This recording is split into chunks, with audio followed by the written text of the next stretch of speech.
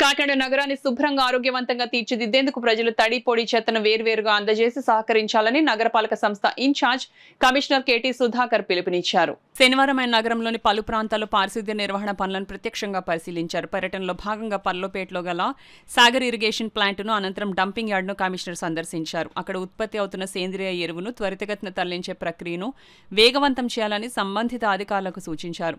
ఎరువు తరలింపు వేగం పెరిగితే కొత్త చెత్తను డంప్ చేసేందుకు యార్డులో తగిన స్థలం లభిస్తుందని ఆయన తెలిపారు. అలాగే సంజయ్ నగర్ నుంచి పాత పోర్ట్ రైల్వే స్టేషన్ వరకు రహదారి నిర్మాణం మరో వారం రోజుల్లో ప్రారంభం కానుండడంతో చెత్త డంపింగ్ కోసం ప్రత్యామ్నాయ ప్రదేశాలను అధికారులతో కలిసి పరిశీలించారు.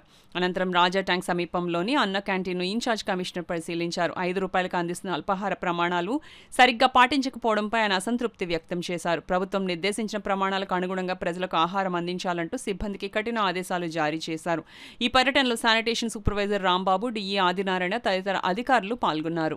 సాగ్రిగేట్ చేసి వాటిని సక్రమమైన రీతిలో మనం డిస్పోజ్ చేసే క్రమంలో ఇక్కడ ఒక 2 సెంటర్స్ రన్ అవుతూ ఉన్నాయి. ఈ 2 కూడా ఇన్స్పెక్ట్ చేయడం జరిగింది. దీంట్లో కొన్ని మిషన్స్ రిపేర్ వల్ల తాత్కాలికంగా నిలుపుదల చేశారు. ఇప్పుడు ఆ మిషన్స్ కూడా 4 రోజుల్లో ఇది రిపేర్ చేసేసి మనం ఈ యొక్క ఘన తర్వాత వ్యర్థాల ఈ యొక్క సపరేషన్ అనేది మనం చేయటం, తర్వాత జీరో వేస్ట్లోకి మనం వెళ్ళటానికి చర్యలు తీసుకోవటానికి ప్రాతిపదికన యుద్ధ ప్రాతిపదికన ఇది చేయడానికి ప్లాన్ చేయడం జరిగింది.